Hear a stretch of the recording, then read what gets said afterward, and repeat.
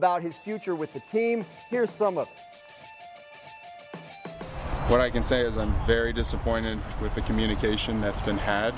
It's very, former players have walked in these shoes, and what it foreshadows is not something that I'm excited about to tell my wife and family. They see how hard I work. There's no other organization knows me better than this one. They watch me an individual, they see how I carry myself as a human being, and they know me. You try not to let the business become personal. I think over the last week or so, it's become personal, unfortunately. You know, and when there's a lack of communication in any relationship, if it's business or a personal relationship, lack of communication leads to animosity, and that leaves my narrative only to me with no clear direction. But the lack of direction, the lack of communication is leading to things that are allowing me to think about what's going to happen more than how great they have treated me. Tim, that all sounds like it's in a great place. What do you make of Trey Hendrickson and his current contract dispute with the Cincinnati Bengals? Yeah, I think there are a lot of key things to what Trey Hendrickson said there. Like, he obviously, sounds like somebody that's, feels like it's gotten personal. He said as much, and he feels, I think, hurt by how the Bengals have handled this. He sounds like somebody that knows what he's kind of laid on the line for the organization. For some context, he's got 35 sacks in the last 2 years. Like, you could argue that he's been as good as any pass rusher in the NFL over that stretch. He's due to make $15 million. To be honest, like, guys at his position, at his age, probably should be making more than $30 million a year. And so, look, the idea that he wants to, talk and try to work out a long-term deal, but he's feeling like there's not even a, good communication from the organization, I think has led him to the point where he's saying, like, wait a second, like, you know who I am. You know what kind of teammate I've been. You know what kind of member of this organization that I've been. And this is how we're going to communicate about me potentially getting a contract extension. So, look, I understand it. I actually, sympathize with him quite a bit, because if you look at the Bengals, especially guys on the defensive side of the ball that probably deserve to be rewarded, Trey Hendrickson would be at the very front of the line.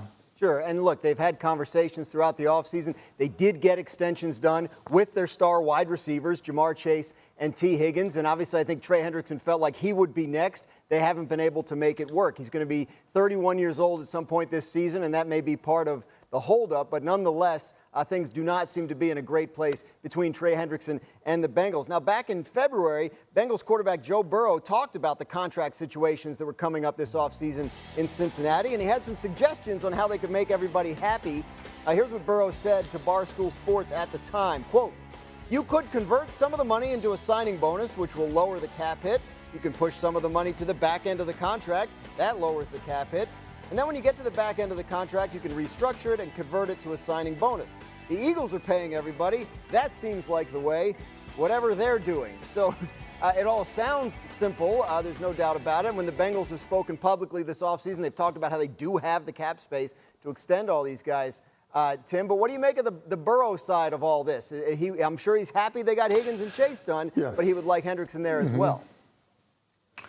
Yeah, I think this is one of these scenarios where when you're the star player and you're the guy that's making the most money of anybody on the roster, look, your posture and position needs to be exactly what Joe Burrow is saying there, which is very player and teammate friendly. And look, oh, hey, these other teams are doing it, and there's got to be a way to work it out, and I'm willing to be, flexible with how I'm getting paid. Like, that's what you say. Whether it's true or not, like, that's what you say. And then, ultimately, it's not Joe Burrow's job to be, the salary cap guy. It's the Cincinnati Bengals' job to figure out how to negotiate good deals with their star players, retain their good players, to draft players that can play on rookie contracts. And then it's Joe Burrow's job to try to be as good as Patrick Mahomes or Lamar Jackson or anybody that he's going to face in his conference. So I think it's one of these things where, like, we can put a lot of stock into what Burrow is saying, saying, at the same time, he's always going to be player friendly.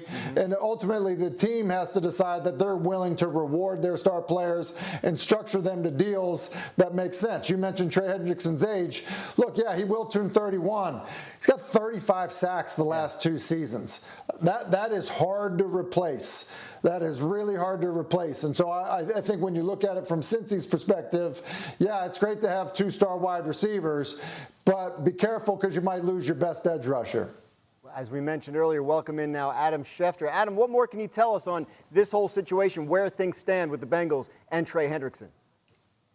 It's gotten personal now, Dan, between the Cincinnati Bengals and Trey Hendrickson. And for Trey Hendrickson to come out and say what he has said the last 2 days over the phone with me yesterday, in press conference settings today, that tells you how upset, bothered, and frustrated he is at the pace of these negotiations. If we go back to last year, he felt like he was told that all he had to do was come in, be a good soldier, produce on the field, and he would be rewarded. Well, he came in, he led the NFL in sacks, he didn't say anything, he went through the season and played as well as anybody in all of football, and now this offseason, at a time where he was going into an offseason when he was going into the last year of his contract, and he's scheduled to make $15.8 million this year, he's watched Max Crosby get north of $35 million a year. He's watched Myles Garrett get north of $40 million a year. And here Trey Hendrickson is scheduled to make $15.8 million with less time on his deal, closer to free agency, with a team that told him if he just did what he was supposed to last year, that he would be taken care of this year. And he's frustrated because the team has not only not returned his phone calls since the draft, or at least not communicated with him, but they obviously had comments to make at the owners' meetings about how he should be happy to play for what he's playing for. And then, of course, you have a situation where all these other players are being paid right now. And I just think he feels like it's time to speak up. He's been silent too long. He's let the team dictate how he was going to behave. He's not going to do it anymore. Now he says he's not going to play this season under this contract. Let's just spin it forward a little bit. Sure. Let's say we get into the summer of training camp. You can imagine he'll be holding himself out of practice or saying his back's bothering him and what it would be like going into the opening week of the season. This is a team that has started very slow in recent years. It's trying to reverse all that.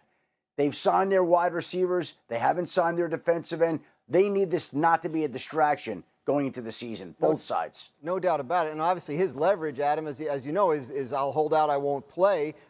We've seen some players go into the regular season willing to miss real games in an effort to get what they want out of these contracts. You spoke to him on the phone. You said yesterday, like, that feels like a realistic possibility to you at this point? Well, it's middle of May, Dan, right? Yeah. And this is his leverage, what he can do. But I think his point is, okay, so if I lose, a few $100,000, even $1 million,